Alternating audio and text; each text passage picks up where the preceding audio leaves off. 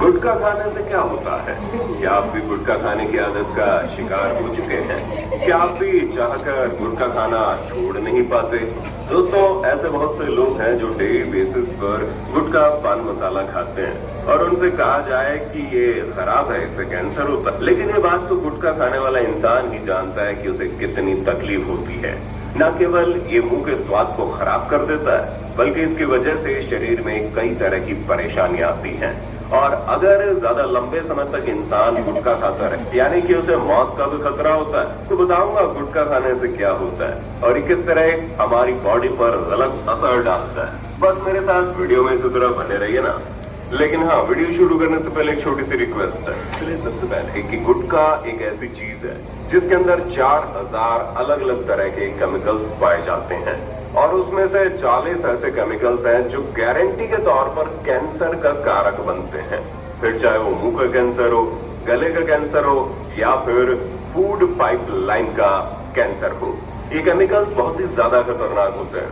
आप यकीन नहीं करेंगे, लेकिन डॉक्टर्स द्वारा खुद ये कहा गया है कि गुटखा खाना बीड़ी और सिगरेट पीने से भी ज्यादा हानिकारक है, क्योंकि बीड़ी सिगरेट में जो तंबाकू डाली जाती है उससे जो धुएं के स्वरूप में केमिकल्स निकलते हैं वो हमारी बॉडी में केवल 20% ही ऑब्जर्व होता है और बाकी 80% केमिकल्स धुएं के रूप में हम बाहर छोड़ देते हैं। जबकि गुटखा खाने के दौरान आप डायरेक्ट उसे मुंह में डालते हैं और फिर उसमें से निकलने वाले रस का सेवन करते हैं और कई बार तो लोग पूरा का पूरा गुटखा ही खा जाते हैं। इस वजह से गुटखे में मौजूद जो खतरनाक केमिकल्स है वो डायरेक्टली हमारी बॉडी के अंदर चले जाते हैं। हम ये नहीं कह रहे कि सिगरेट बीड़ी कुछ कम खतरनाक होती है, क्योंकि सिगरेट बीड़ी का सीधा सा उसूल है वो कम मात्रा में केमिकल्स बॉडी के अंदर पहुंचाती है, पर वो केमिकल्स बड़े हार्ड होते हैं और बाद में जाकर बॉडी पर असर डालते हैं। लेकिन गुटखा कुछ ही समय में अपना असर दिखाना शुरू कर देता है। दोस्तों, गुटखे के अंदर कुछ गिने चुने तत्व पाए जाते हैं,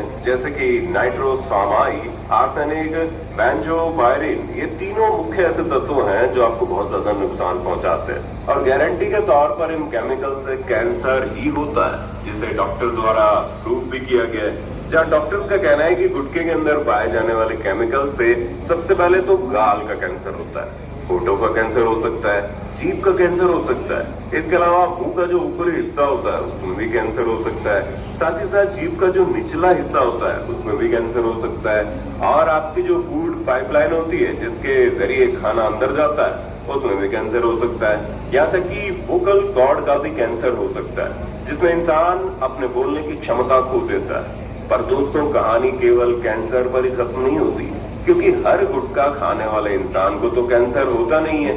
अगर वो कैंसर से बच गया तो और भी कई सारी परेशानियां उसे घेर लेती है, जिसमें सबसे पहले अस्थमा की बीमारी लग सकती है। इसके अलावा हाइपरटेंशन और हार्ट डिजीज भी हो सकता है और अगर प्रॉब्लम ज्यादा बढ़ गई तो इंसान को ब्रेन स्ट्रोक भी आ सकता है। और ये सभी जानलेवा बीमारियां हैं जो अगर एक बार शरीर में घर कर गई तो समझ लीजिए इंसान का शरीर बेकार हो जाता है, क्योंकि ये सब बीमारियां भी उतनी ज्यादा जानलेवा है जितना कैंसर जानलेवा होता है। जहां कैंसर से तो इंसान कुछ सालों में मरता है, लेकिन अगर किसी को दिल की बीमारी लग गई या फिर ब्रेन स्ट्रोक हो गया तो वहीं के वहीं इंसान मर जाता है। और दोस्तों, जो लोग लगातार गुटखा खाते हैं उनके ब्लड वेसल्स में ब्लॉकेज आ जाती है, जिसकी वजह से बॉडी के वाइटल ऑर्गन्स तक ब्लड नहीं पहुंच पाता और प्रॉब्लम हो जाती है, क्योंकि जिस हिस्से में ब्लड नहीं पहुंच रहा वहां गैंग्रीन भी हो सकता है। यानी एक तरीके से बॉडी का वो पूरा एरिया सड़ना शुरू हो जाता है और फिर एक ही इलाज बचता है, उस एरिया को बॉडी से काट दिया जाए, वरना वो सड़न पूरी बॉडी में फैल सकती है, जिस वजह से इंसान मर सकता है। और अगर ये गुटखा महिलाएं खाती है तो उनको ये सारी प्रॉब्लम तो होगी ही। उनके अलावा उनको प्रेगनेंसी में बहुत ज्यादा प्रॉब्लम्स आ सकती है। एक तरफ तो बच्चे को सही से न्यूट्रिएंट्स नहीं मिल पाएंगे और गुटखा खाने वाली माँ का जो बच्चा होता है वो अक्सर कम वजन का होता है, उसका शरीर कमजोर होता है और कई बार तो बच्चे ज्यादा समय तक जीवित भी नहीं रह पाते। कोई ना कोई बीमारी उन्हें अपनी चपेट में ले लेती है, जिसकी वजह से वो जन्म के कुछ दिनों में मर जाते हैं और ये सब कुछ प्रेग्नेंट माँ के गुटखा खाने की वजह से होता है।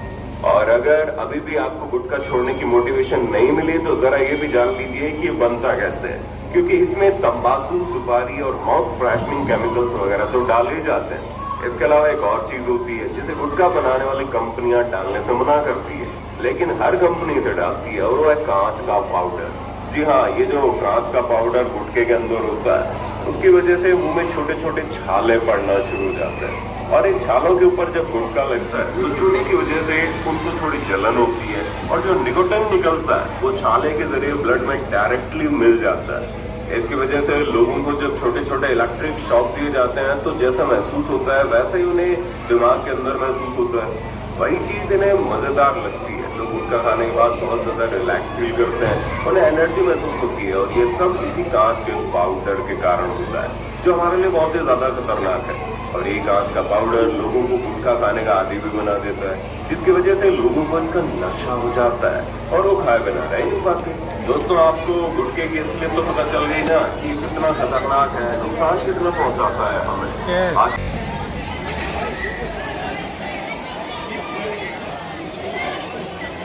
अल्लाह को साक्षी मानकर प्रतिज्ञा करता हूँ कि मैं जीवन भर कभी भी किसी भी परिस्थिति में नशीले द्रव्यों का सेवन नहीं करेंगे और दूसरों को भी इससे प्रेरणा देंगे। मैं अपने स्कूल को, अपने गांव को, अपने जिला को, अपना नस्ल को